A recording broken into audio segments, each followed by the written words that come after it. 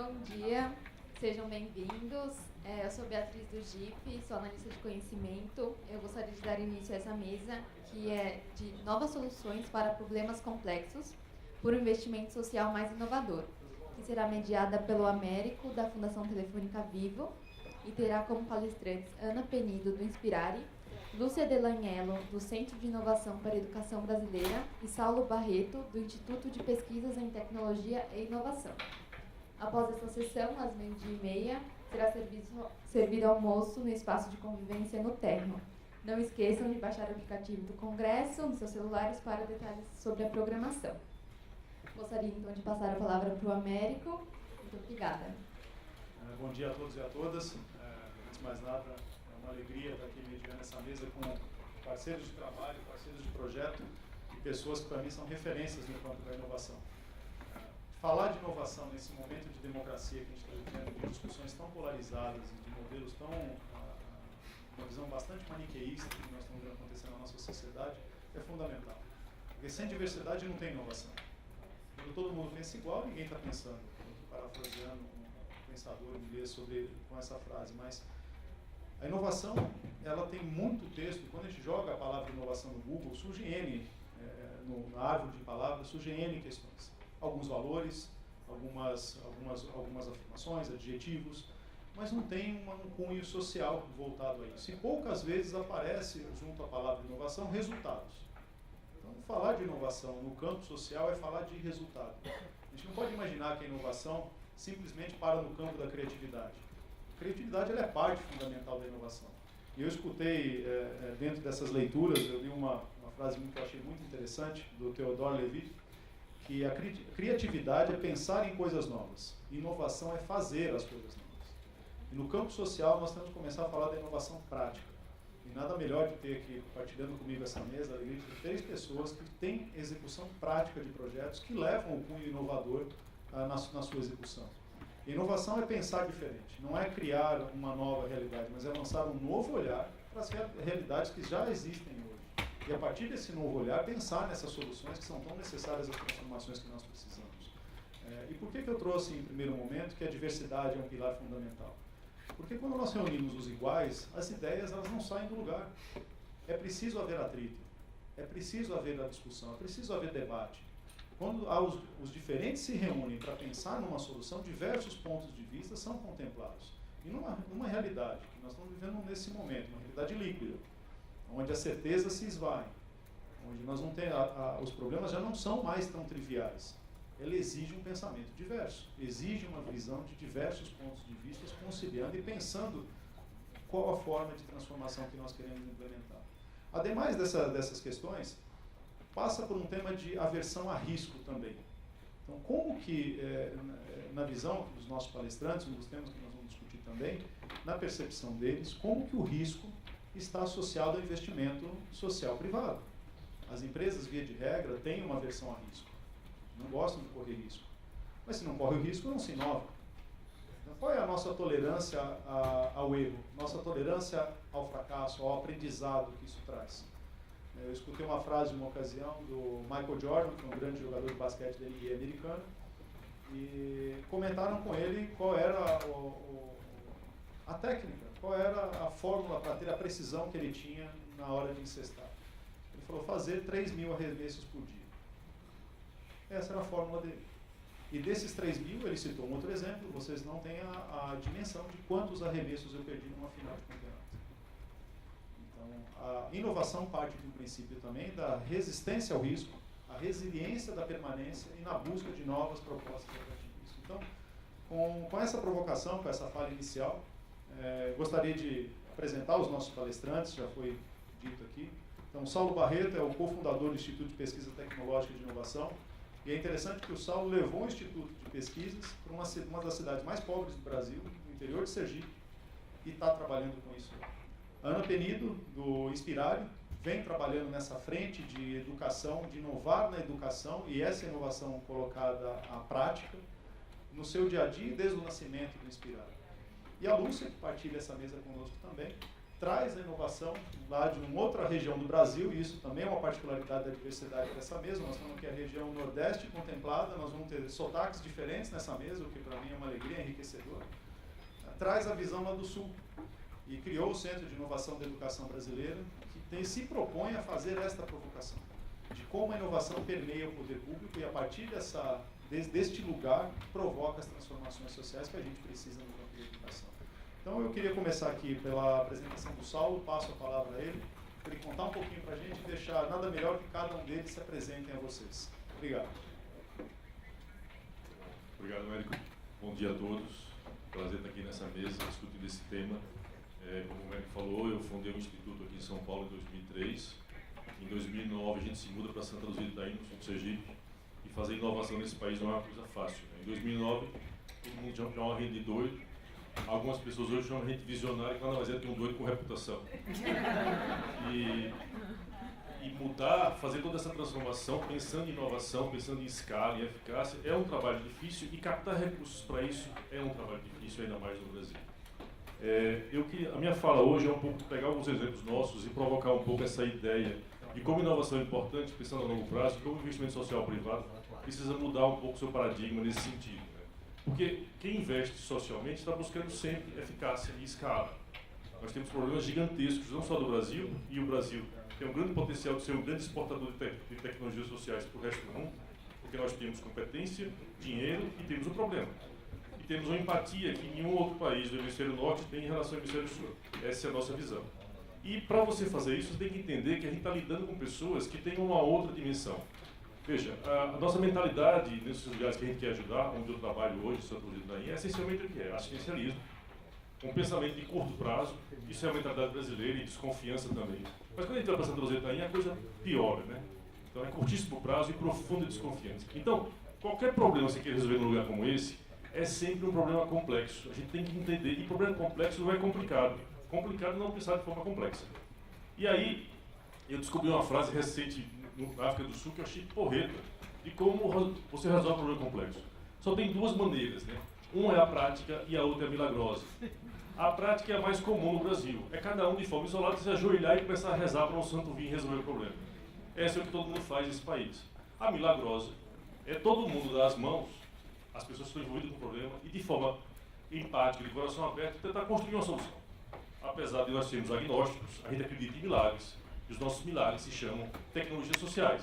E tecnologia social é uma solução que tem que ser eficaz, tem que ser escalável, e para isso ela precisa ser construída com a comunidade. Essa foi uma das razões pelas quais eu pedi demissão da universidade quando eu era professor.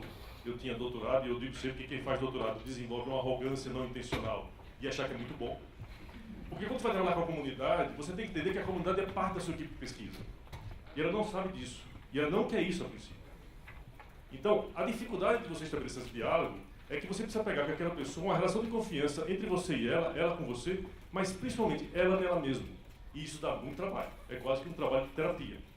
Por quê? Porque elas não conseguem se perceber como co-designers. A gente fala muito de design thinking, agora virou moda, parece que o mundo existe pré-design thinking e pós-design thinking.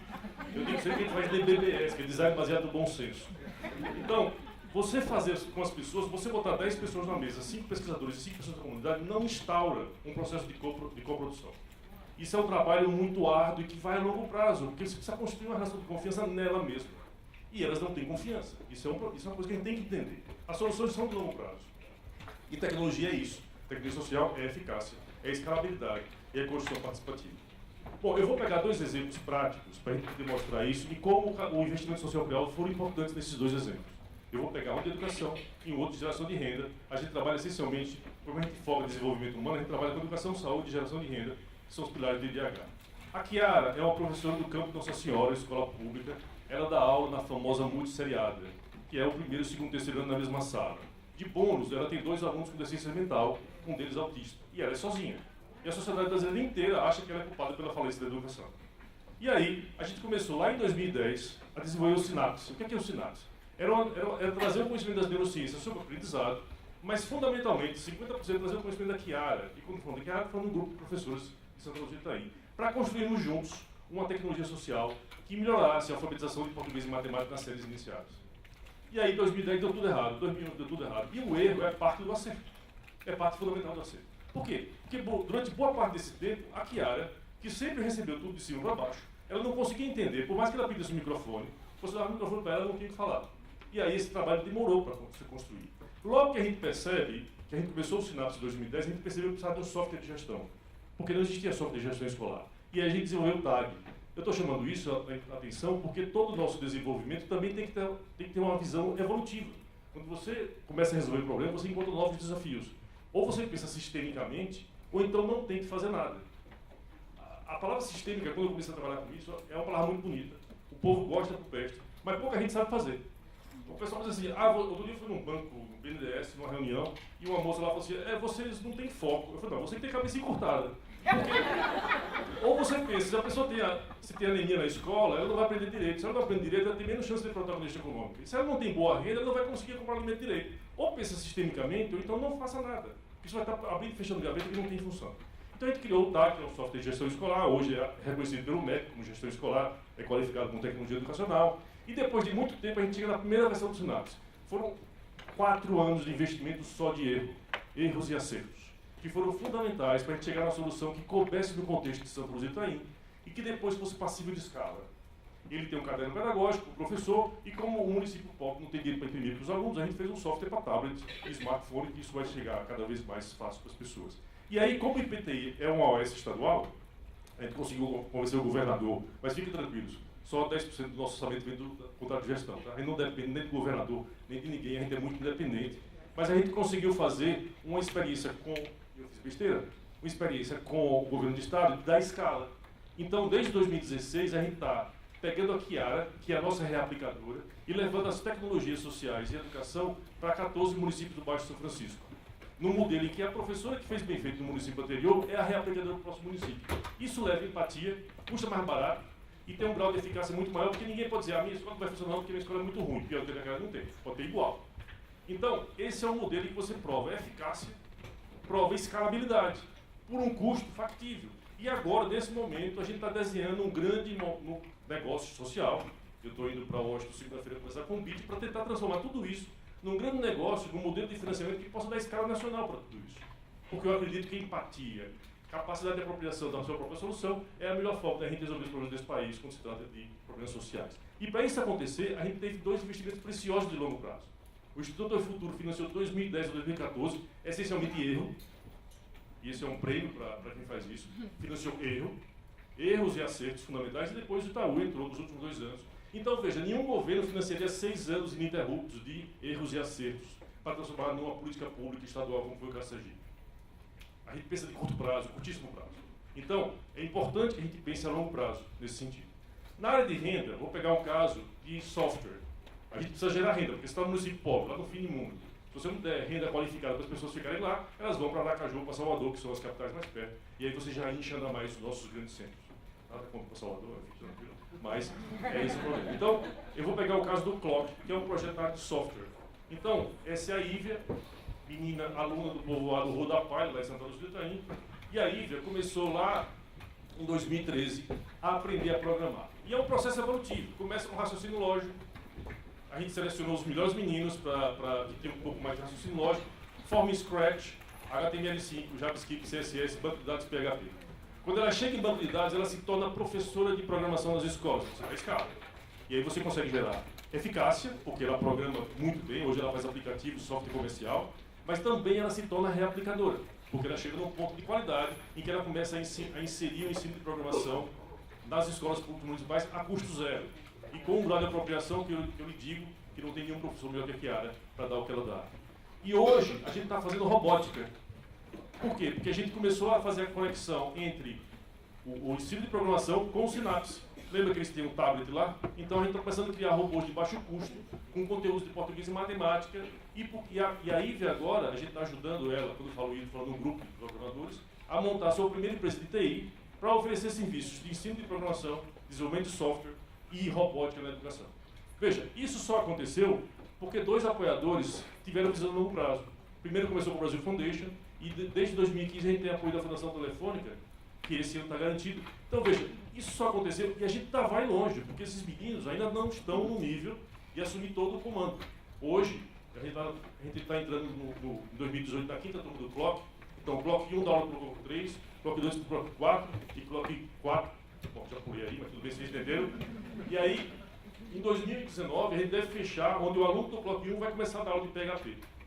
Então, a visão de negócios, que a gente fomenta para que eles criem a sua própria empresa de TI e destinem um percentual do seu faturamento para continuar ensinando software na região, só existe porque a gente conseguiu ter visão de longo prazo e a gente tem uma visão orientada a negócios. E para isso acontecer, e aí vem a minha provocação final, é preciso que a gente mude a nossa mentalidade de execução de projetos, mas também de financiamento de projetos.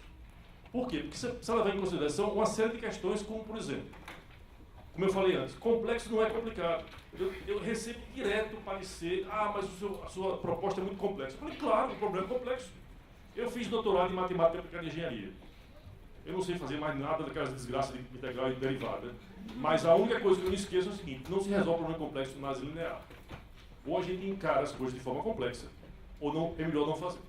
Outra coisa, falha. O povo ruim para entender falha como é a gente brasileira.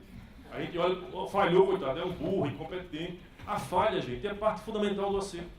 Se você quer chegar lá, você precisa falhar. Eu brinco sempre, se você faz uma tecnologia social e não deu nada errado, fique muito preocupado. Você cometeu um grande erro e não foi competente para entender.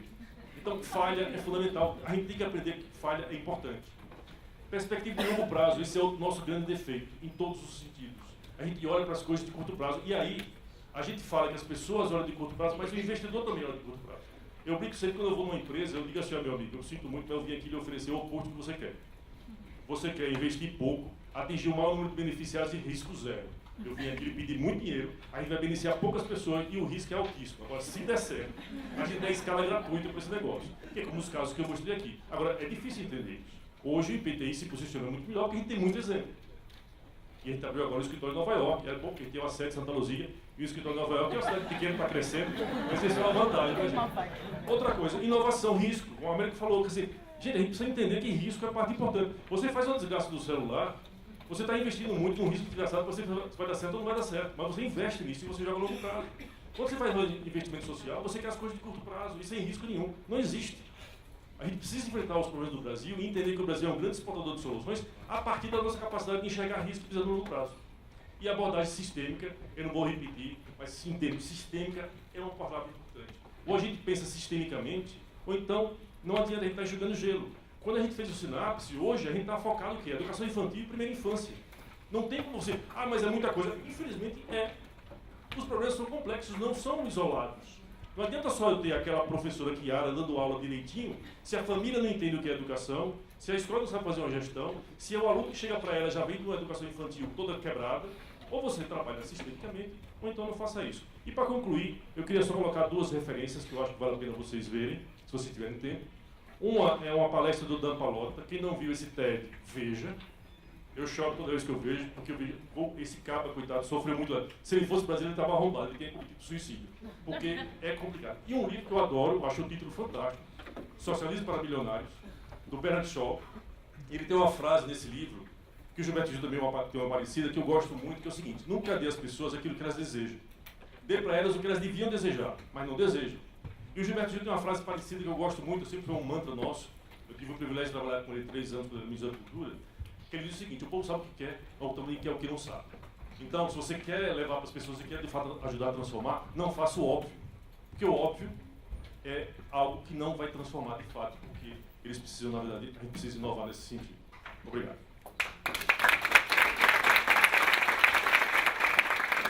Saulo, obrigado pela aula. Eu acho que o Saulo trouxe um tema importante que eu queria dar destaque, que o campo da inovação é o campo da escassez.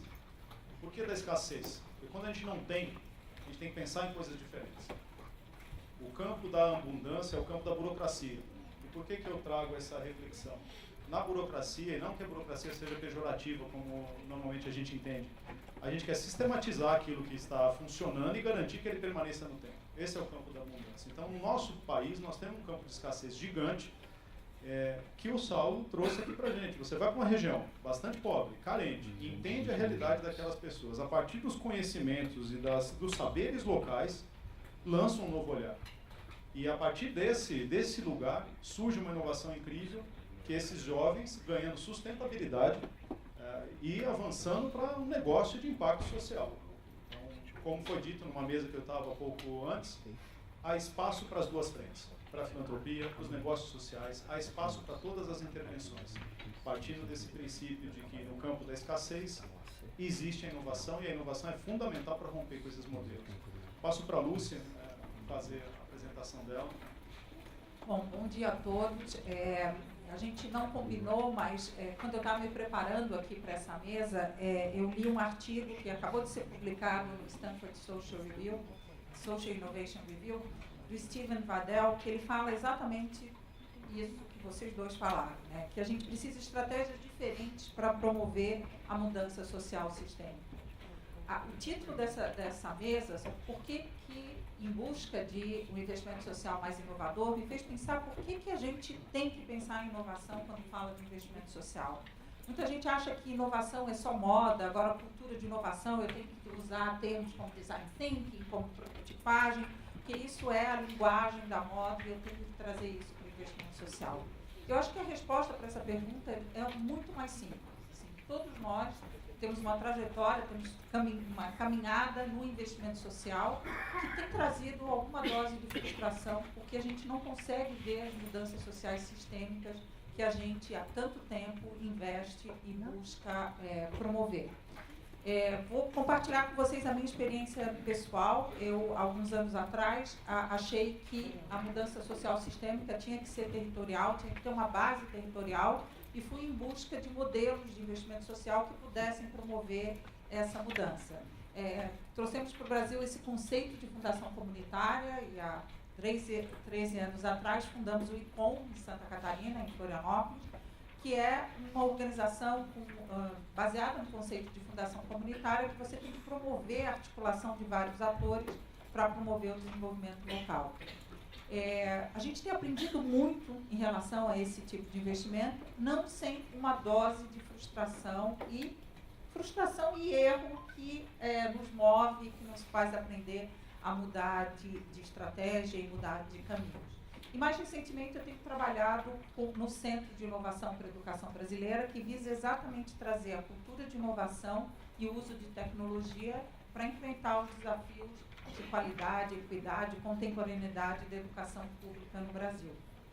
Quando eu li esse artigo que foi publicado, eu recomendo que vocês leiam, para mim ficou muito claro a necessidade dessa complementariedade de estratégias para você promover a mudança social sistêmica. Se pudesse passar aqui, eu trouxe um slide só, que é o esquema que o autor, Steven Vadell, mostra, que ele une o arcabouço conceitual da cultura de inovação com o da mudança social, né? Então, muita gente fala em criação e destruição, né, em disrupção como a única maneira que a inovação pode trazer mudança. A gente sabe que em algumas questões na área social, a disrupção faz sentido, em outras não faz o mínimo sentido. Então, basicamente, o que ele diz é o seguinte, que para você promover mudança social sistêmica, você tem que fazer uma soma de pelo menos 4 estratégias. Primeiro, pessoas que ele chama doing change, né? Pessoas que estejam dispostas e acreditam em fazer a mudança e vivenciar essa mudança. São os empreendedores, aqueles que vão dizer assim, não, eu vou fazer isso e vou fazer de maneira diferente, inclusive na minha vida pessoal e profissional. Isso é importante, e ele cita 2 casos muito interessantes de mudança social. A mudança da matriz energética na Alemanha.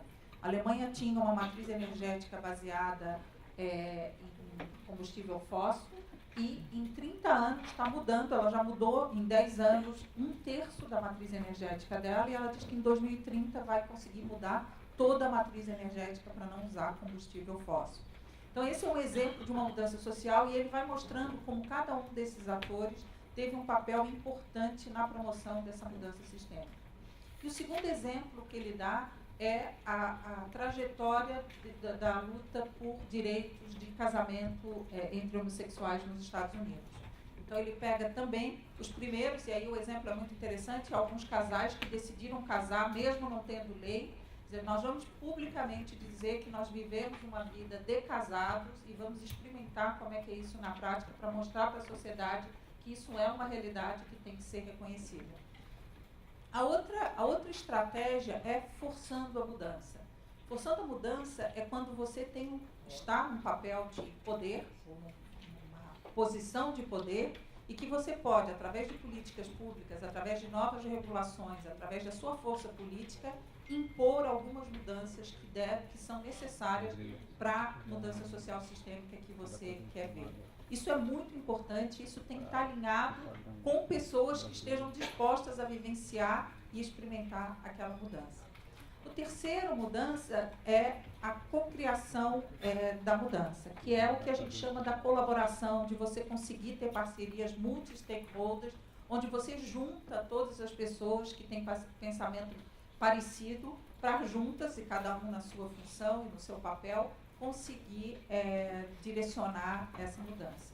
E o outro, Directing Change, desculpa, eu troquei ali. Directing Change é quando você tem um papel de poder e que você pode direcionar a mudança, e Forcing Change, que ele diz, são os guerrilheiros, é aqueles que vão para a rua, os ativistas que vão provocar a sociedade para que realmente direcionem a mudança na direção que se quer. Isso tem muito a ver com o que o Saulo falou, com o que o Américo falou, porque a gente não pode agora achar que a cultura de inovação, a inovação em si, vai resolver todos os problemas da mudança social sistêmica. É preciso uma dose de risco, mas também é preciso uma dose de tolerância de comportamentos e costumes já estabelecidos para você conseguir chegar no meio termo e cocriar a mudança que se quer. E para nós da área social, eu acho que isso é muito importante para não criar um senso de frustração, para não criar um senso de bala de prata. Então agora eu vou prototipar mudança social, eu vou ter um maior grau de risco, eu vou fazer tudo que as startups bem-sucedidas dizem que é para fazer, e talvez, e provavelmente, a gente não vai conseguir promover uma mudança social sistêmica. Então, eu acho que está na hora, no campo do investimento social, de a gente lidar com a complexidade e saber que o investimento social é uma das forças possíveis e necessárias para fazer uma mudança social sistêmica. Mas ela não é suficiente para fazer isso. Porque senão, de novo, a gente vai... o risco é a gente cair nesse sentimento de frustração, dizendo, eu estou colocando o meu tempo, estou colocando meus recursos da minha fundação, da minha família, da minha empresa, numa causa, e eu não consigo ver mudanças significativas nessa causa. Você não vai ver mesmo. Se você não conseguir mapear se a causa que você está trabalhando tem todos esses atores, e você agir naquele lugar que tem mais a ver com você, que você acredita que você é um representante daquele lugar, você vai ter que se aliar com outros atores que ocupem os outros lugares de direcionar a mudança, de forçar a mudança, de viver a mudança e de cocriar a mudança. Eu acho que a gente está chegando finalmente num estágio que a gente não pode mais ser ingênuo ou inocente de achar que o investimento social sozinho vai conseguir promover as mudanças que a gente quer. Tem toda uma linha nessa área de inovação que diz o seguinte: não, a área do investimento social vai ser a área experimental. É ali que a gente tem que fazer as experiências, prototipar, errar, porque o governo não pode errar. E aí, se der certo, a gente transforma isso numa política pública. Esse era o nosso grande sonho. Eu brinco que era o nosso sonho ingênuo de dizer, eu vou prototipar, eu vou experimentar, e o que der certo, eu vou colocar na mão do governo para ele escalar, e aí isso virar uma política pública. Uma política pública, ela é mais do que simplesmente escalar um experimento. Ela tem que ter todas essas forças, inclusive a força da legitimidade, da onde veio essa mudança, por que ela está sendo proposta, antes dela se transformar realmente em escala. Então, eu acho que a gente está vivendo num momento onde o investimento social privado tem que se abrir para a cultura de inovação, tem que entender que ela é uma força importante na criação da mudança social sistêmica, mas também tem que entender que sozinha ela não vai conseguir, porque senão a gente vai criar um outro estágio de inocência. Então não é agora a maneira mais tradicional, assistencialista, filantrópica, mas eu colocar startups, eu pensar que negócios sociais vão dar conta de toda a mudança social que a gente precisa para o Brasil. Não vão dar conta. Eu acho que está na hora de a gente amadurecer e lidar de frente, face a face, com a complexidade que é promover mudança social, seja mudanças sociais em grandes áreas, como em áreas específicas, como educação, como saúde. Todas as mudanças sociais envolvem um grau de complexidade que requerem essas atuações complementares e que a gente precisa mapear se a causa onde a gente está atuando enquanto investidor social tem todos esses atores. Se não tiver, talvez seja o nosso papel ou ajudar alguém a exercer esse papel ou mesmo assumir o protagonismo desse papel para promover a mudança social. Então, como início, eu queria colocar isso, e eu acho que vem muito em encontro com o que vocês falaram, porque eu acho que a cultura de inovação ela tem que ser entendida como complementar e não como substituta de outras formas de investimento social que são necessárias na nossa sociedade. Muito obrigada.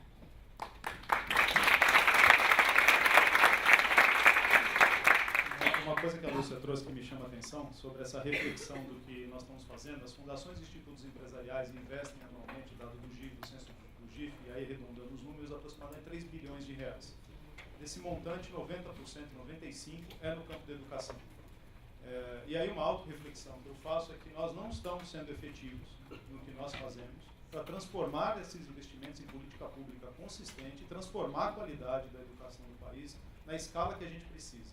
E aí, por que eu estou dizendo isso? Porque cabe essa visão, como você trouxe agora, de complexidade, como o Saulo introduziu, desse olhar sistêmico, já virou um jargão essa palavra, mas como que a gente olha isso de maneira organizada, dado diferentes atores atuando no mesmo setor, como que a gente ganha força, sinergia, para gerar esse impacto e ter sim uma intervenção política, transformando em política pública essas intervenções, ou esses experimentos que você citou, que não sejam simplesmente ilhas de excelência.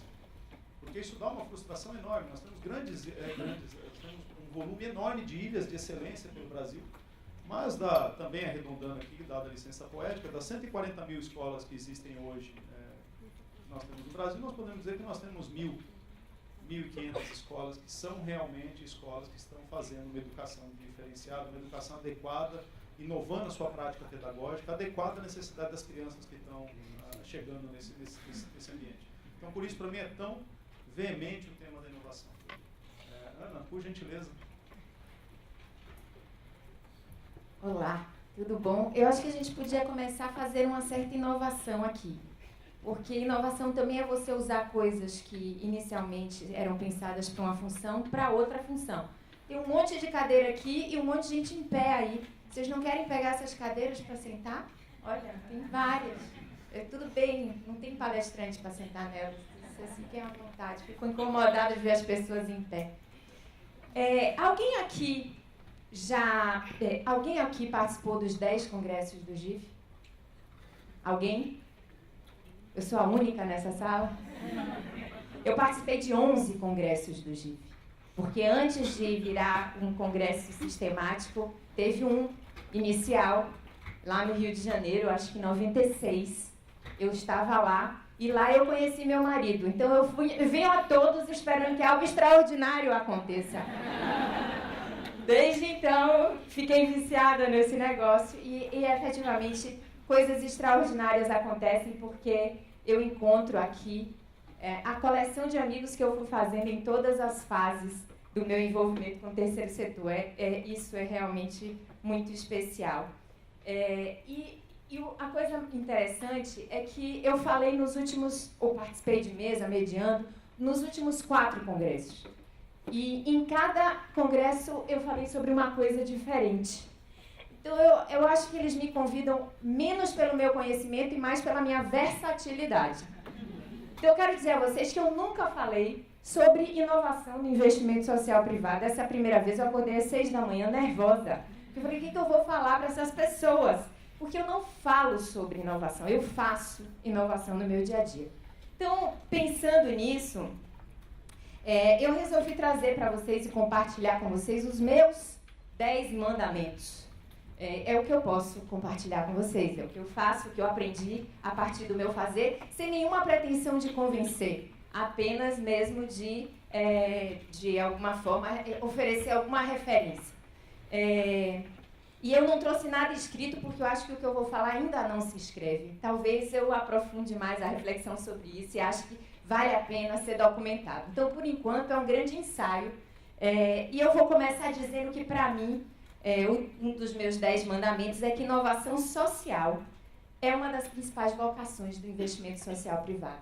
Eu acho que se tem alguma coisa que a gente pode contribuir, né, tem coisas que a gente não pode contribuir enquanto investimento social privado, e a gente precisa entender isso. Né? Tem o tal lugar de fala, tem a legitimidade, tem a possibilidade, tem, inclusive, os limites financeiros. Mas fomentar a inovação é algo que a gente pode fazer e pode fazer muito bem. A gente está olhando as coisas de fora, a gente pode reunir muitos atores para pensar soluções, a gente pode, de alguma maneira, trazer referências das mais diversas com estudos, com casos. A gente pode investir um dinheiro, às vezes, mais solto, a gente pode ter uma estrutura mais flexível, menos burocrática. A gente não tem a obrigação de entregar o serviço, então a gente pode ser a área de P&D, né, de planejamento e de desenvolvimento de inovações para ajudar o setor público. Enfim, então quero dizer para vocês que isso está dentro do nosso mandato. E é muito importante que a gente assuma esse papel, porque são poucos hoje que conseguem trazer inovação para esse campo. Meu segundo mandamento é de que a inovação social no Brasil tem que reduzir desigualdades. Não adianta a gente inventar uma inovação que é para poucos, é uma inovação para criar mais abismos, né? Então, vou criar uma inovação que vai beneficiar um determinado contingente de pessoas, ou uma inovação maravilhosa na área de educação que só as escolas privadas vão ser capazes de implementar. A gente vai piorando o nosso mais complexo desafio social, que é esse de reduzir mesmo essas distâncias. Então, acho que sempre que a gente pensar, pelo menos é sempre o meu pensamento, sempre que eu penso em inovação, eu penso, essa inovação que está sendo gerada vai diminuir esse abismo, vai aproximar esses grupos mais vulneráveis ou que vivem em situações mais vulneráveis daqueles grupos que têm mais privilégios, para usar as palavras que a gente vem usando aqui desde ontem. Né? Meu terceiro mandamento, a inovação social deve nascer de um grão de areia. Quando a gente pensa nos problemas que a gente tem, dói tudo. Né? A gente pode se sentir incomodado de várias maneiras, e a gente, sabe aquela coisa fibromialgia? Que você não consegue nem localizar onde está a sua dor, porque dói todos os músculos ao mesmo tempo? Se a gente não localiza um ponto, o grão de areia, e ele gera um incômodo capaz de fabricar uma pérola, a gente não sai do lugar. Não adianta uma inovação que vai querer resolver vários problemas simultaneamente, não adianta a gente buscar solução, ainda que a gente pense sistemicamente e que a gente precise acionar diferentes estratégias em diferentes setores. A gente tem que entender qual é o grão de areia, qual é esse incômodo que a gente vai buscar resolver. Né? Então, quando Saulo fala, eu vou tentar resolver ali o problema das classes multisseriadas, aquele é o grão de areia lá, a dor da, como é o nome dela? Da Chiara.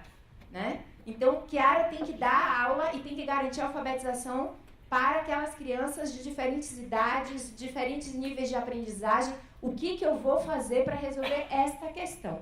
Ali é o grão de areia. Um grão de areia que seja um incômodo complexo, mas que, ao mesmo tempo, a gente diga, mas é um grão de areia.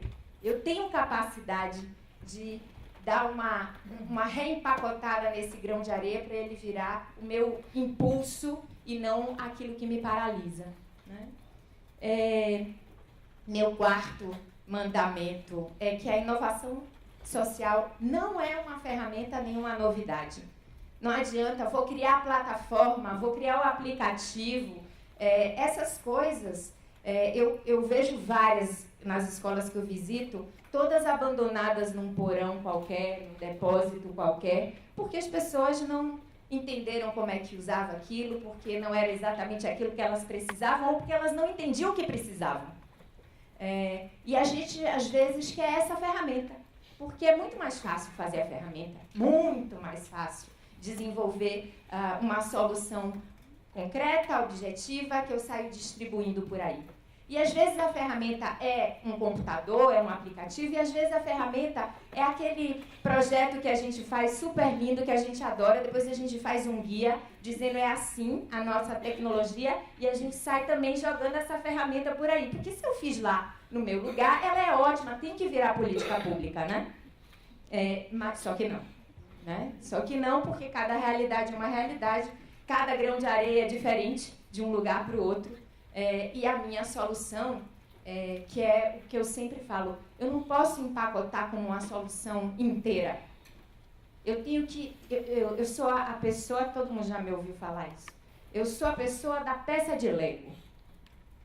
Acho que a gente precisa oferecer para as pessoas várias possibilidades para que elas possam criar seus arranjos.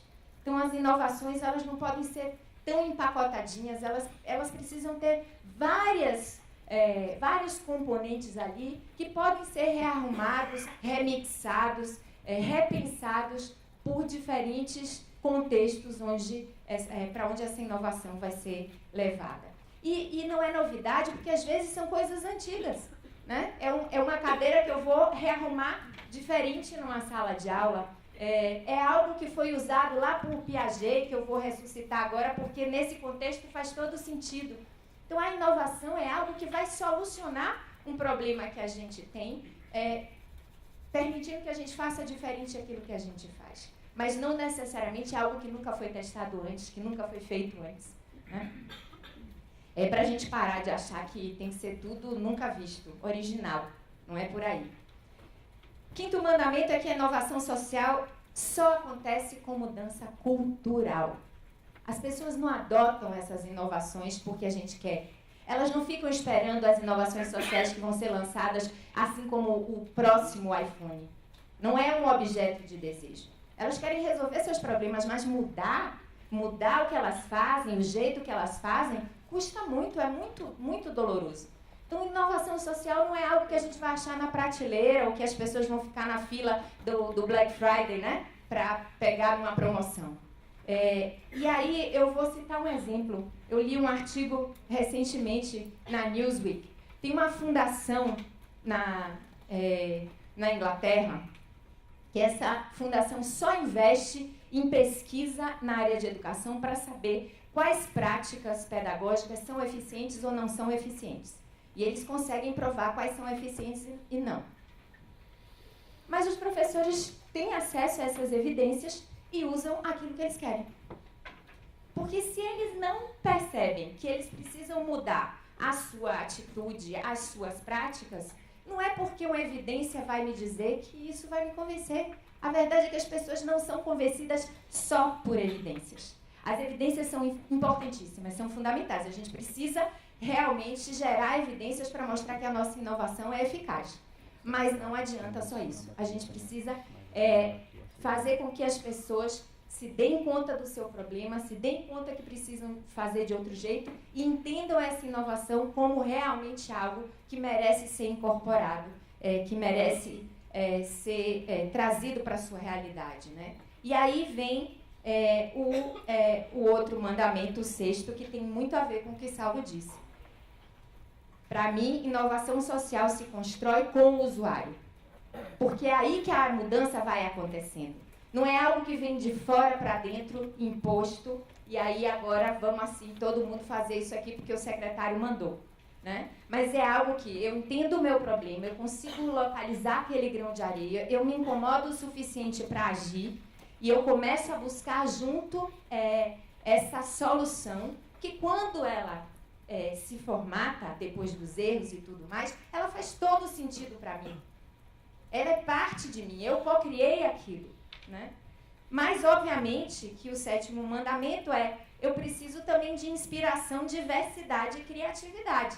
Eu não posso achar que eu vou juntar os usuários que nunca fizeram diferente e ali na seca eu vou ficar rodando pelo lugar comum eu preciso fertilizar esse momento aí, né? E aí, como a Américo falou, diversidade é tudo.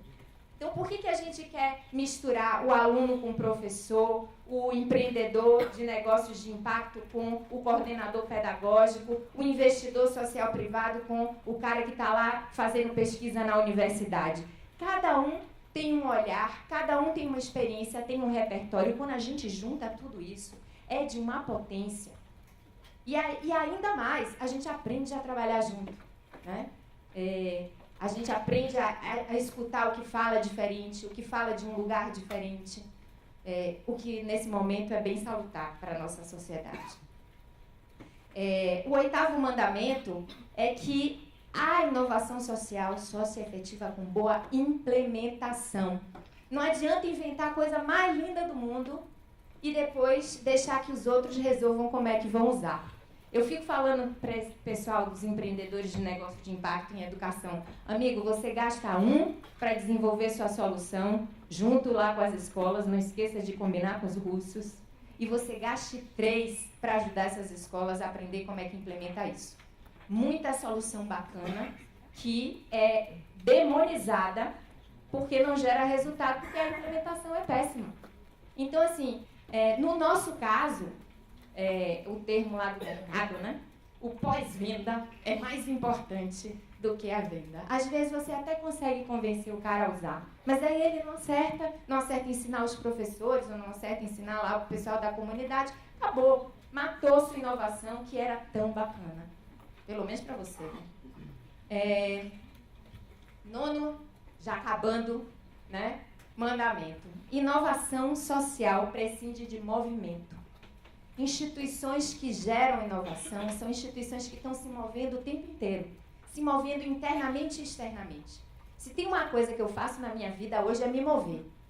Eu sou assim, estou circulando em todos os grupos, em todos os espaços, o Brasil afora, e lá dentro do Inspirar a gente se move o tempo inteiro, inclusive nas nossas funções. Quando a gente fica muito tempo fazendo a mesma coisa, é muito difícil a gente desapegar, é muito difícil a gente não cristalizar. Nós somos pessoas, seres humanos, desenvolvem hábitos, né? É até importante para a nossa própria sobrevivência. A gente vai se acostumando com algumas coisas até para suportá-las. Mas, às vezes, se acostumar demais é insuportável. É o que faz com que a gente vá entrando numa linha de mediocridade, que não é pejorativamente falando, é que a gente vai ficando médio, né? A gente vai se questionando menos, se testando menos, se provocando menos. Então, o movimento é fundamental para a gente continuar fresco, para a gente continuar se perguntando. E o último mandamento é que a inovação social exige espírito de antecipação. A gente tem que ser meio o maestro que está sempre algumas notas à frente do nosso tempo. E aí vamos ser ridicularizados, como eu já fui inúmeras vezes. É a romântica, é a sonhadora, é a menina que toma conta da creche, coitada, é uma visão. E a gente persiste, porque tem alguma coisa lá dentro da gente que gera uma convicção. Outro dia eu estava vendo um memezinho, né? Todas aquelas menininhas vestidas de princesa e uma vestida de Batman. Exige muita coragem, né? Para você ser uma menininha de 5 anos e no meio das princesas se vestir de Batman. Isso, muitas vezes eu senti isso na minha vida, né? De ser a outsider, ou aquela que fica falando as beleza, Haribo. E a gente tem que ter a convicção, porque demora.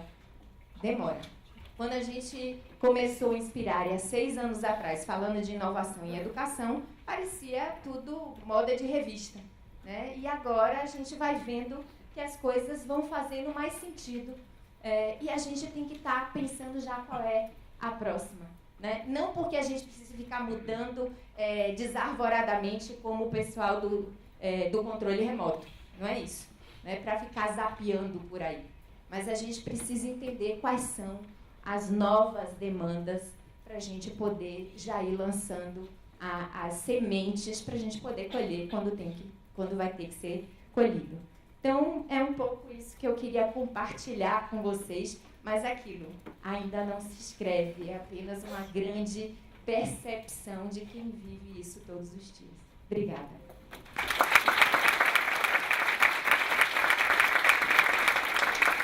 Obrigado, Ana. E a Ana trazendo de novo a reflexão para a gente dos saberes locais. Quantas vezes lá do nosso escritório, do ar-condicionado do nosso escritório, a gente imagina uma solução para o semiárido, né? Eu vou contar um caso para vocês, né? A gente trabalhou durante muitos anos na Fundação Telefônica no combate ao trabalho infantil. E lá no nosso escritório a gente pensava naquelas soluções incríveis, que a gente achava fantástica, e aí ia para campo, a comunidade está rechaçando a minha solução.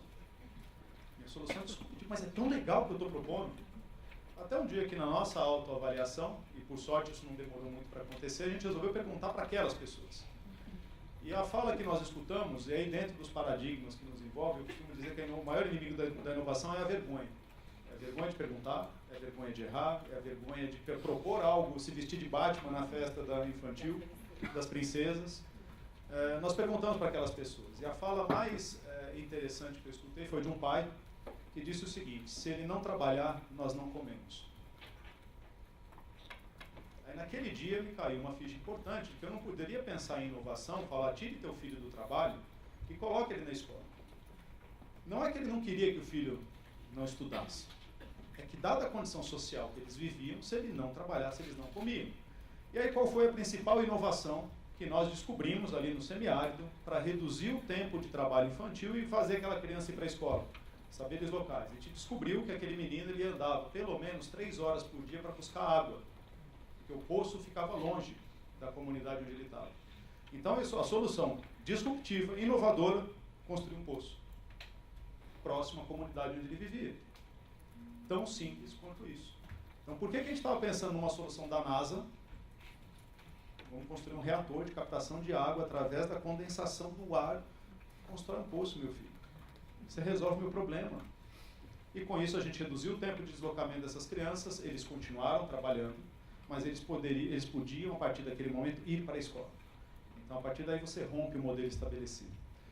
Bom, por uma questão de dinâmica, a gente tinha pensado de anotar as perguntas de vocês em papéis e receber aqui, mas não tem os papéis suficientes para todos, a gente está sem o pessoal da produção para fazer essa captação.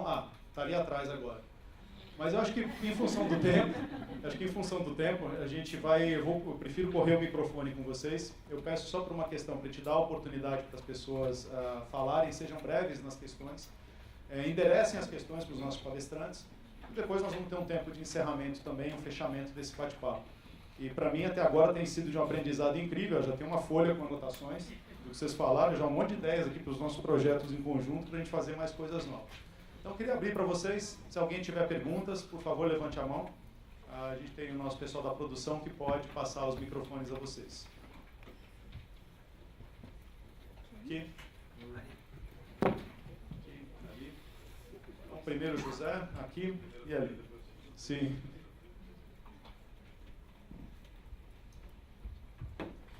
Bom dia a todos e a todas. José Alfredo, da Parceiros Voluntários.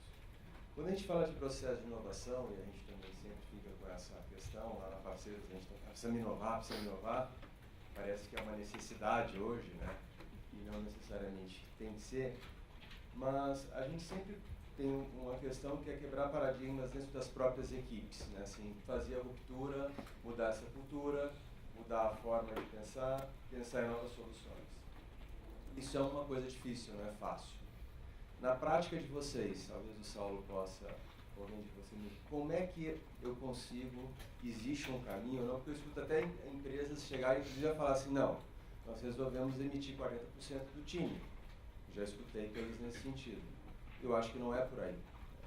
Então, na prática de vocês, como é que se dá e como é que se pode fazer esse processo? A própria equipe da instituição. Da instituição, a própria equipe da instituição. Da minha experiência pessoal, é uma pergunta complicada, porque eu não tenho uma receita para dizer isso. Eu acho que tem muito a ver com a inquietude de quem está liderando isso, e você conduzir as pessoas para... Porque, no fundo, nem todo mundo está pronto para a inovação. No IPDI, a gente perde muita gente, né? Porque as pessoas elas entram e têm muita liberdade. Inovação exige risco, liberdade, tomar decisão pessoal. Eu sempre que eu entrevisto alguém para trabalhar comigo, eu digo assim, olha, Eu quero que você erre. Pelo amor de Deus, se você não errar, eu vou ficar muito preocupado. Agora, erre e aprenda, porque errar 2 vezes a mesma coisa é burrice. Mas erre e traga isso. Aí, no fundo, eu fico pensando, eu estou oferecendo para essa pessoa o melhor emprego que eu queria que me oferecesse um dia. Mas quando ela vai para campo, ela fica com medo de errar, ela fica preocupada com a questão de reação. E aí você não consegue. Eu acho que tem muito a ver com a questão pessoal. Mas é óbvio que talvez uma organização um pouco mais organizada do que a nossa, do ponto de vista de preparar melhor o terreno para essas pessoas, possa ter menos falhas do que nós.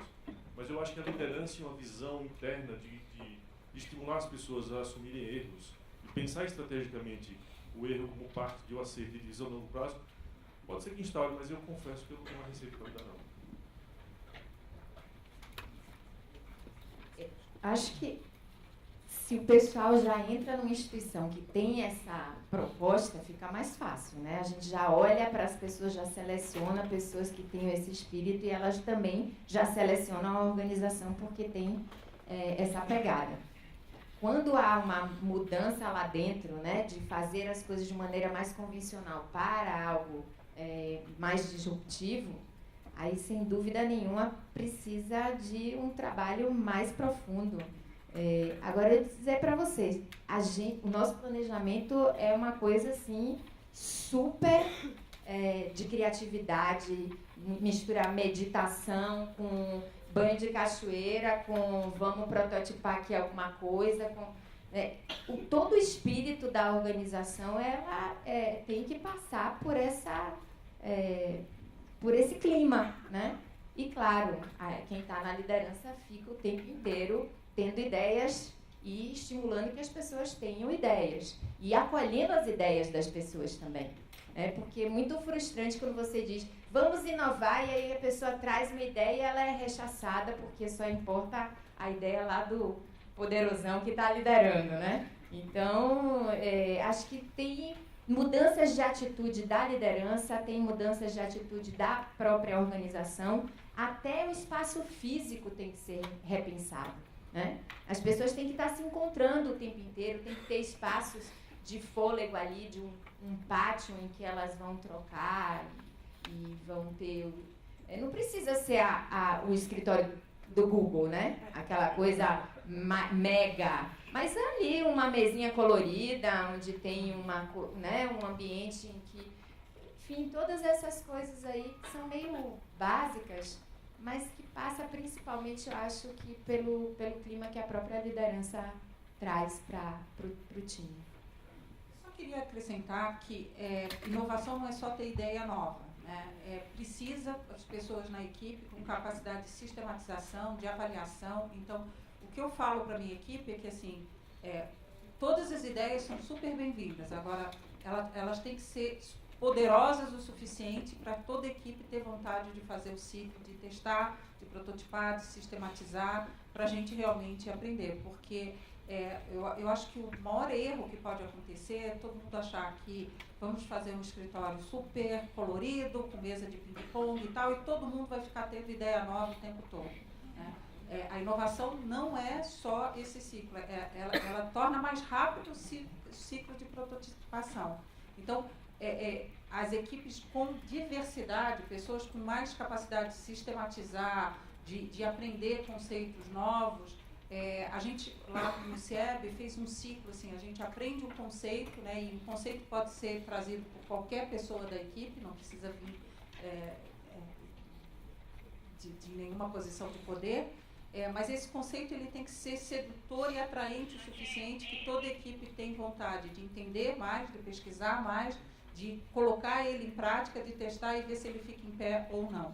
Então, não é só uma ideia nova, porque eu acho que isso é bem importante, porque senão o risco que a gente tem no investimento social, alguém já falou aqui, e que é um contraponto da cultura de inovação, os tempos de mudança social, eles são diferentes do que o tempo rápido de você testar uma tecnologia simplesmente, né? Às vezes as mudanças sociais que a gente quer promover tem mesmo um ciclo um pouco mais longo e a gente precisa entender esse ciclo para poder. Então, a diversidade na equipe e perfis complementares são muito importantes para que as inovações sejam geradas. Bom dia, Adriana Carvalho, da ONU Mulheres. Eu comecei a pergunta para o Saulo, mas eu vou fazer uma reflexão que eu gostaria de ouvir. Pegando a fala de que inovação social deveria servir para diminuir as desigualdades sociais, né? E também entendendo que quando eu faço um recorte só, eu trabalho com mais forte daquele recorte, né? Se eu não olho essa transversalidade dos olhares, né? Eu termino não necessariamente beneficiando todo mundo, deixando algumas pessoas para trás. Eu queria entender como vocês têm visto a questão de gênero para as mulheres, nesse olhar transversal, né? Ainda que eu tenha trabalhado na comunidade, ainda que o meu foco seja o meu ambiente, como eu realmente posso trazer essas lentes, essas perspectivas para gerar realmente inovações sociais que não deixem ninguém para trás. Bom, no nosso trabalho, pessoalmente, a gente não dá relevância a nada desses temas. A gente acha que focando e tentando desenvolver e criando condições essenciais para todos, independente de questão de gênero, de preferência sexual, etc., a gente pode promover o desenvolvimento humano de uma maneira geral. No nosso caso, por coincidência, a gente trabalha com o município de Santa Luzia, é uma região de pesca. As grandes lideranças são mulheres. Então, é engraçado porque é uma ruma de homem, mas quem manda neles são as meninas. Então, na área de software, por exemplo, quem comanda é a Ívia, e a Ívia dá a ordem dos meninos.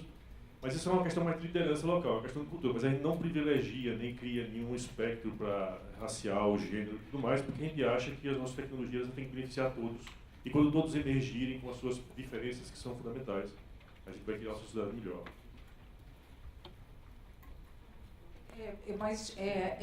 Apesar de concordar com o Saulo, no mundo de tecnologia estão sendo reproduzidos estereótipos de gênero, dizendo que tecnologia não é uma coisa de mulher, que os homens gostam mais. Não sei se vocês lembram, alguns anos atrás, o reitor de Harvard, que deixou de ser reitor, disse que as mulheres gostavam mais de ciências sociais e os homens mais de ciências exatas, porque o cérebro tinha sido feito assim. Na realidade, a gente sabe que há um estereótipo de gênero, e na questão da tecnologia a gente tem trabalhado muito com essa questão, né? Tecnologia é sim uma profissão de homens e mulheres, e a grande luta do CIEB, a nossa grande vitória o ano passado, foi incluir na Base Nacional Comum Curricular, tem uma competência geral que trata da questão da tecnologia, e ela falava em saber compreender e utilizar tecnologias. E nós fizemos um grande movimento para dizer, saber compreender, utilizar e criar tecnologias. Que hoje você entender o pensamento computacional e saber criar algoritmos que depois podem virar tecnologia é uma habilidade que todo cidadão, independente de ser homem, mulher, rico ou pobre, vai ter que entender. Então a gente trabalha muito com essa... E a gente tem que estar muito atento, porque a gente olha a área de tecnologia como se fosse uma área neutra, né? É uma área, não, é a mesma coisa, não precisa de força física, não precisa, então é uma área... Mas quando você examina hoje as grandes empresas de tecnologia, você vê que ainda elas são predominantemente masculinas e com remuneração diferenciada para homens e mulheres. Então, é um ponto de atenção e a gente tem que estar muito ligado. Só para arrematar bem rapidinho, acho que tem uma coisa que é a gente pensar em todas essas questões das desigualdades transversalmente a tudo que a gente fizer em termos de inovação, mas também ter um foco de criar inovações para enfrentar essas questões mais diretamente. Então, são duas formas aí para a gente ficar sempre atento.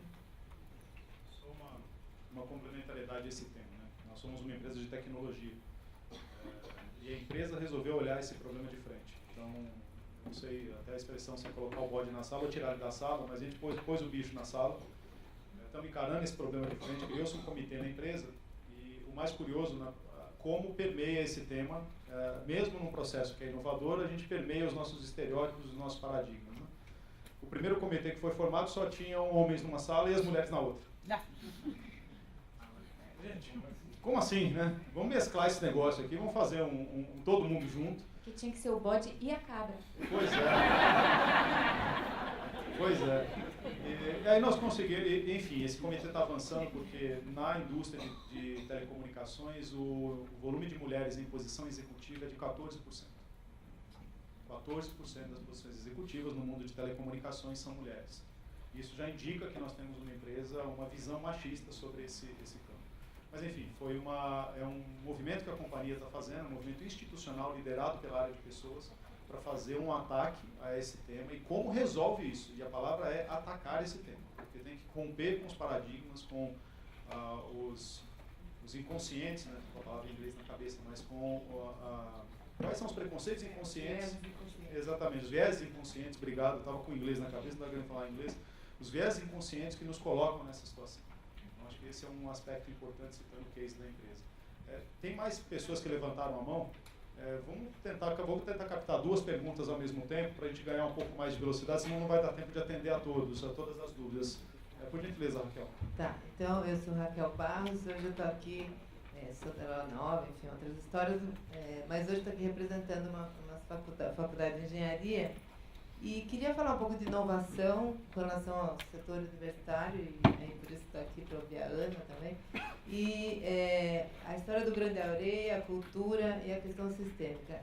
No âmbito universitário, essa faculdade que a gente tem trabalhado, muito legal, inclusive 7 centros de inovação, é maravilhosa, mas chega na hora de você fazer a conversa sistêmica da inovação, quem vale é o MEC, que pede um CR, eu nem sei direito o que é isso, né?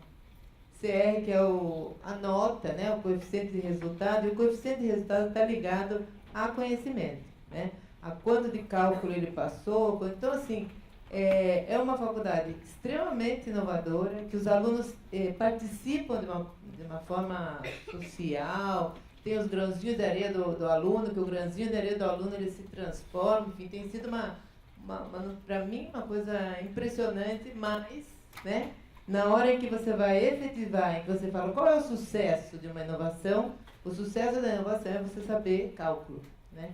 E aí, você fala, a inovação, ela morre na praia, e o grãozinho de areia volta para a praia. Então, eu pergunto assim, como que a gente ouve vocês, a experiência de vocês, como que vocês conseguem ser o Batman e fazer com que todas as outras usem Batman e, ao mesmo tempo, a mãe delas ache bonito, né? Porque eu acho que é um pouco essa a ideia. Como é que eu vou inovar e fazer todo esse movimento se no final... quem é que vai avaliar isso, falar isso daí? Não, tem que pôr a roupa de princesa, né? Então... Aqui, Rodrigo Alvarez da Mobiliza. A minha pergunta, queria entender um pouco onde é que estão as sombras da inovação também. Onde é que a gente só olha as luzes da inovação, queria que o grupo também refletisse sobre onde é que estão as sombras.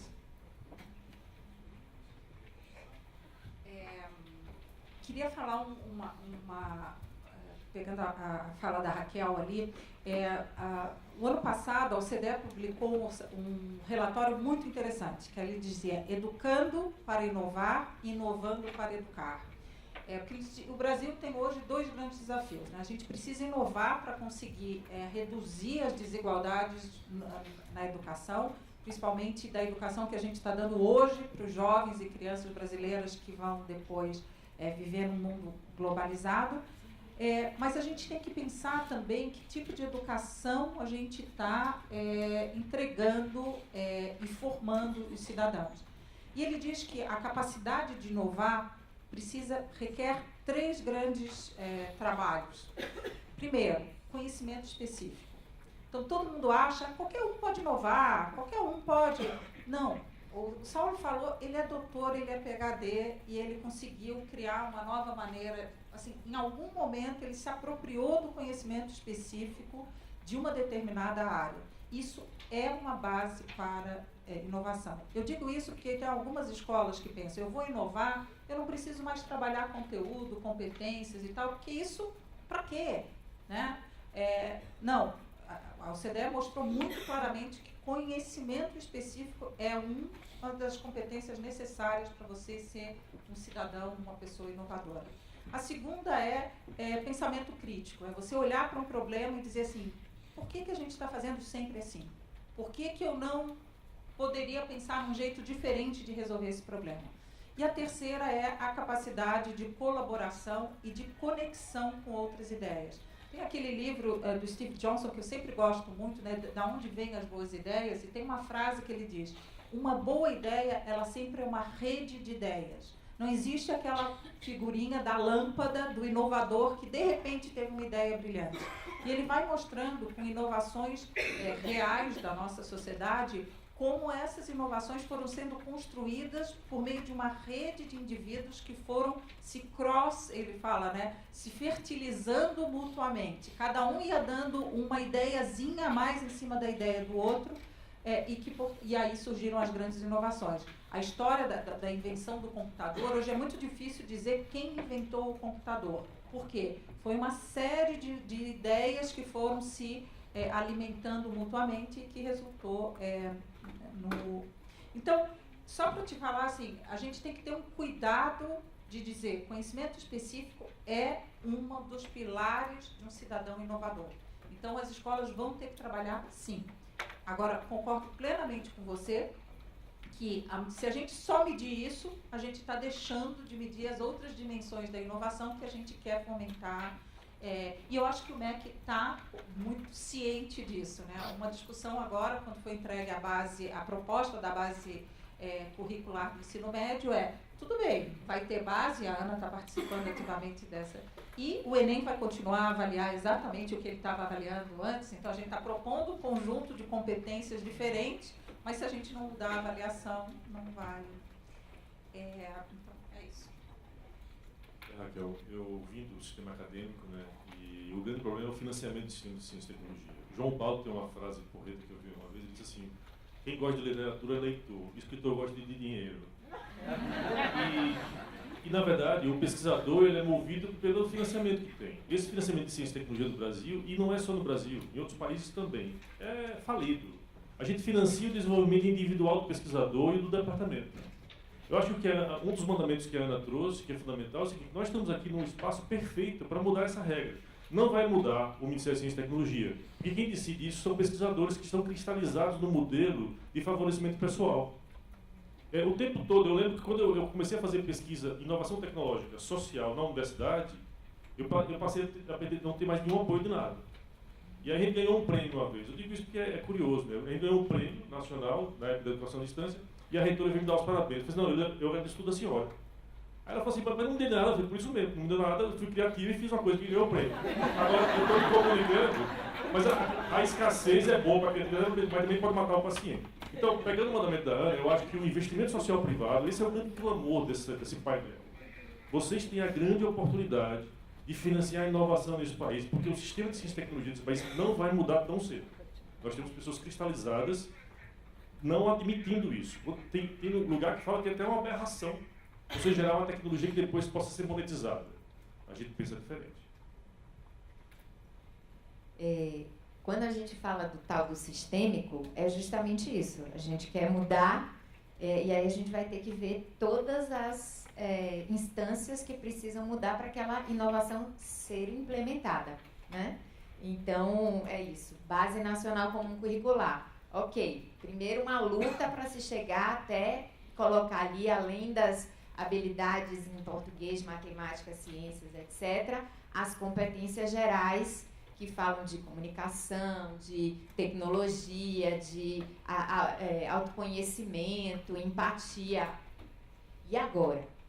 Né? A gente vai precisar pensar como é que forma professor, como é que desenvolve materiais e recursos pedagógicos, como é que a gente muda a avaliação para que essas coisas também sejam consideradas. Então, a gente tem que entender que é isso.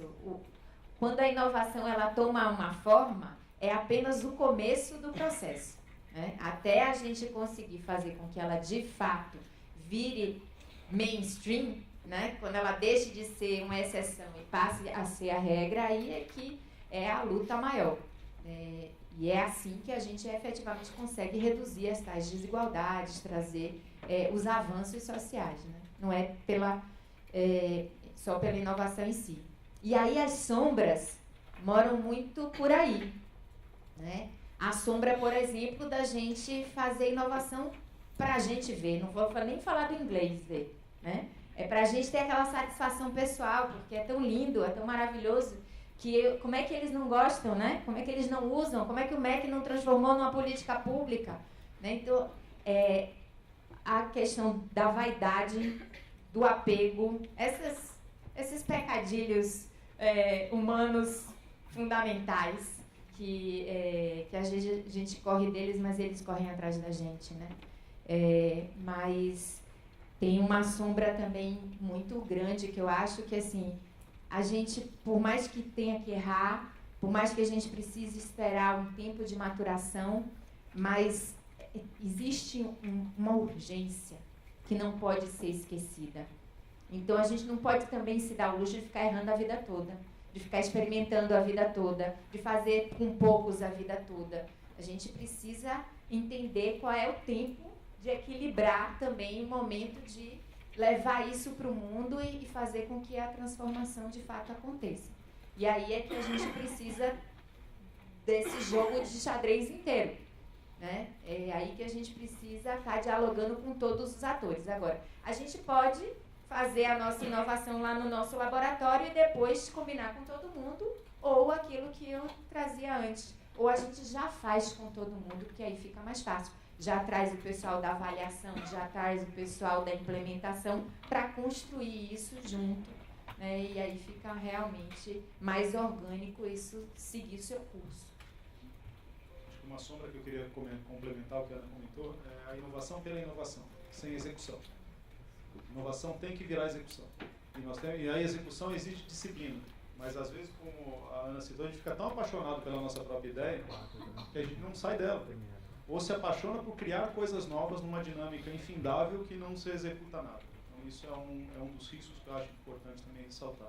Pessoal, uma questão de tempo, esse papo está uma delícia. A gente ficava aqui a tarde toda. O pessoal vai puxar minha orelha, mas eu vou abrir para a última pergunta e a gente faz o encerramento. Alguém tem uma... encerrar? É que tem uma... Eles já estão puxando minha orelha lá, Ana. Vão brigar comigo. Então, Alexandre, desculpe, vai levantar a mão primeiro. Vou ter que privilegiar uma dama. Primeiro as damas. A Ana já abriu duas. Então, aqui e o Alexandre, pronto. Aí eu não me puxo a orelha sozinho agora, tô tranquilo. Te dividiu a responsabilidade. Por gentileza, passa um microfone, o pessoal que está nos auxiliando. Vamos passando o microfone, por gentileza, para trás, por favor.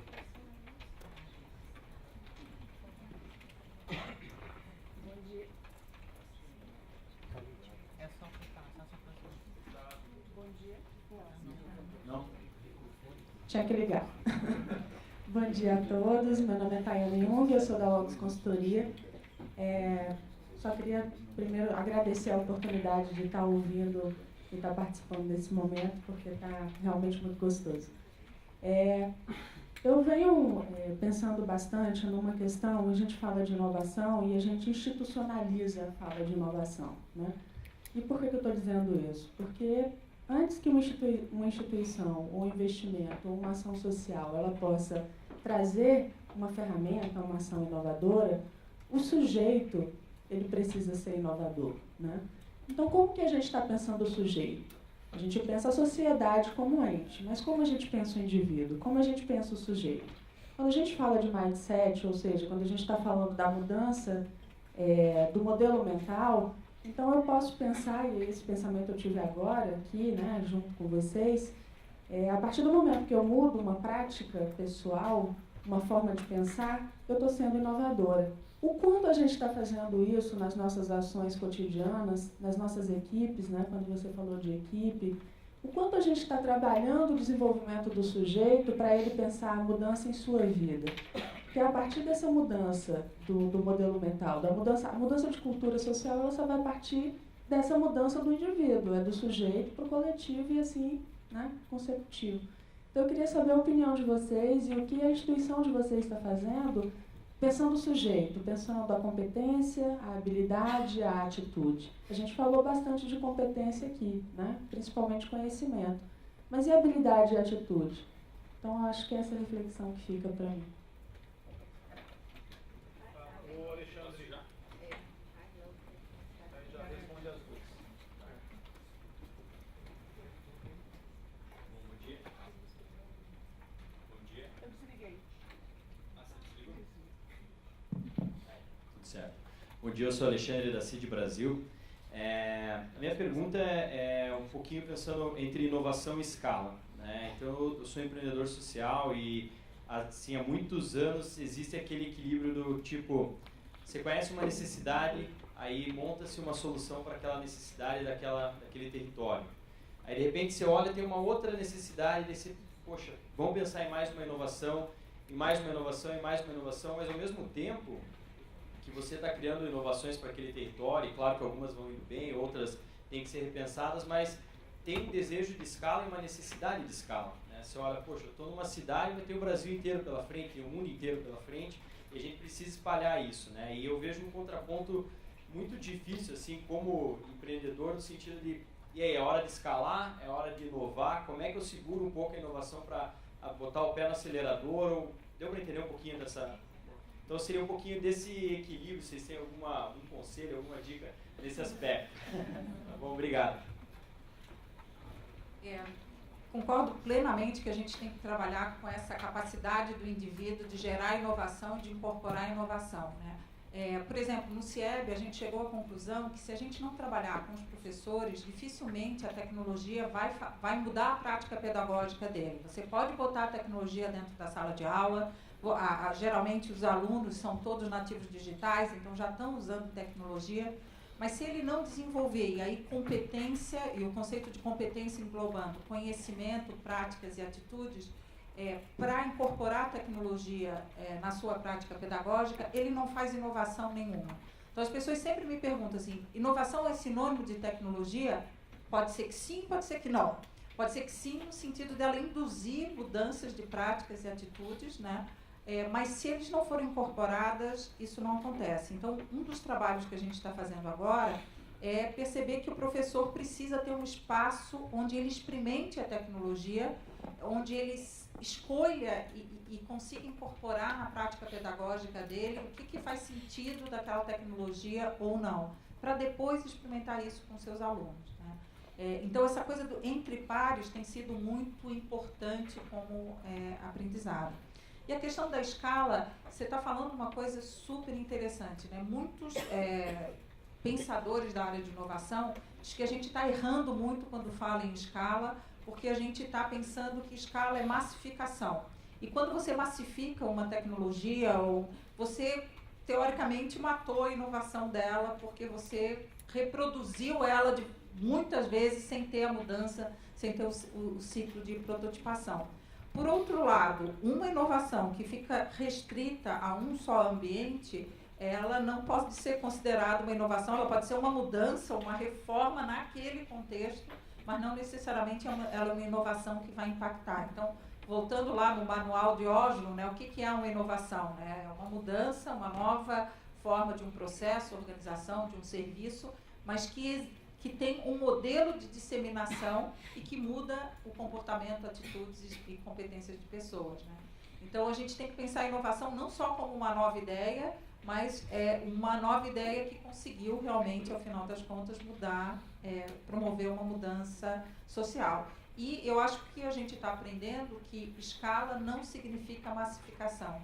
Escala é você usar a essência daquela ideia para atingir um número maior de pessoas, promover mudanças de comportamento, mas não necessariamente dizer que agora todo mundo tem que se enquadrar e todo mundo tem que seguir aquela inovação como ela é. Então, é uma tensão constante, o que é o desafio da escala e o que é a massificação, que na realidade é uma sombra, se a gente pensar para a inovação, né? Porque você reproduzir em grande quantidade algo que às vezes não serve para todos os conceitos que você quer fazer. Bom, a questão do indivíduo, para nós, é fundamental. Eu digo sempre que o maior ativo do IPTI são os indivíduos, são as pessoas. Apesar de a gente ter uma ruma de resultado por reta, assim, surpreendente e tal, mas são as pessoas que estão conectadas com nossos projetos que são os grandes transformadores sociais. Em todos os nossos projetos, a gente tenta formar muito forte um perfil ético de cada pessoa. Não só ético do ponto de vista de corrupção, porque isso é mais ou menos óbvio, mas é de entender que ele tem um papel de transformação social naquele lugar. Ele é um disseminador de todos esses conceitos.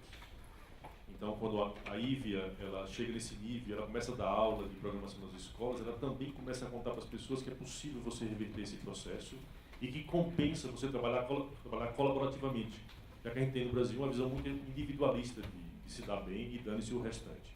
Então, essa transformação social só vai acontecer dessa pessoa que contamina a outra, que vai contaminando outra. Então, eu concordo plenamente com o teu ponto de vista e é isso que a gente faz no cotidiano. Eu brinco sempre que a gente gosta de formar elites. A palavra elite ficou muito mal falada nesse país, e eu acho que um país sem elite é uma desgraça. Claro que a gente está falando de elite política e econômica, está falando de elite intelectual e elite cidadã. E isso contamina nossos projetos de maneira geral.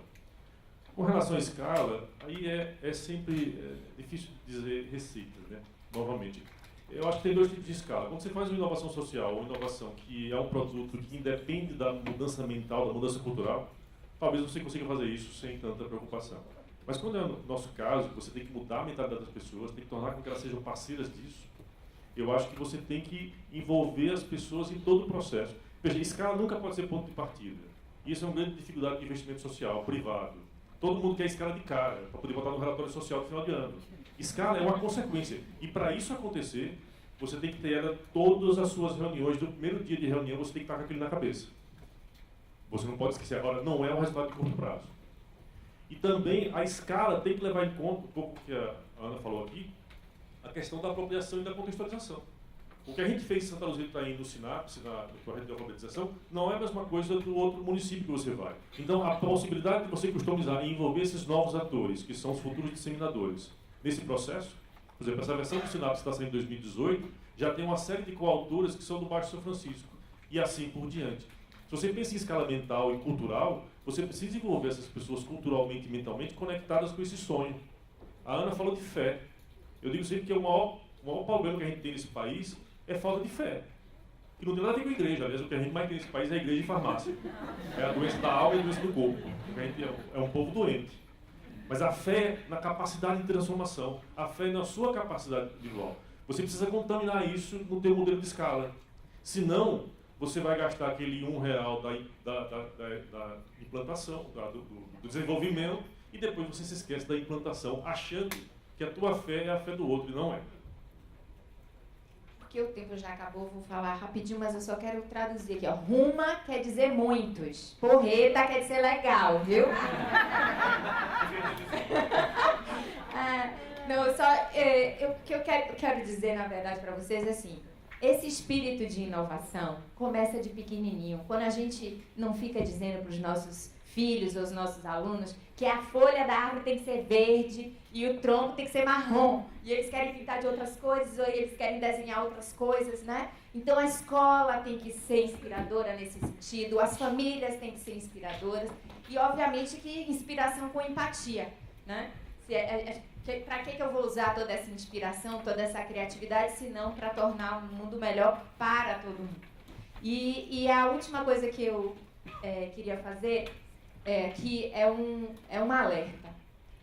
Em tempos em que as pessoas começam a ficar com muito medo das mudanças irreversíveis, das mudanças da humanidade, e que tentam se escudar em movimentos ultraconservadores, isso é um risco imenso para a inovação. Então, às vezes a gente, enquanto instituições corporativas ou instituições que têm uma série de outras preocupações, a gente não pode assumir algumas bandeiras mais explicitamente. Mas a bandeira da inovação pode ser uma bandeira de uma rebeldia contra uma volta do que jamais será de novo daquele jeito.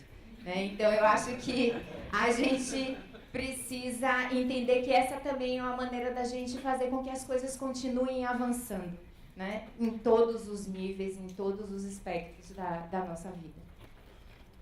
Pessoal, nosso horário terminou. Para mim foi uma alegria participar dessa mesa e aprender tanto com a Ana, com o Saulo, com a Lúcia. Obrigado pelas lições e aprendizados que vocês transmitiram para a gente. Tem uma frase que eu gosto muito de compartilhar com vocês, que é: em tempos de crise, e aí usando o que a Ana começou, os tolos constroem muros, os sábios constroem pontes. Então, baseado na inovação, vamos pensar em quais pontes nós temos que construir para a gente ter um Brasil melhor. Acho que chega da gente pensar no Brasil do futuro. Eu escuto o Brasil do futuro desde 1974, quando eu me entendi por gente, mas passou um pouquinho mais de tempo. Mas eu queria o Brasil do presente.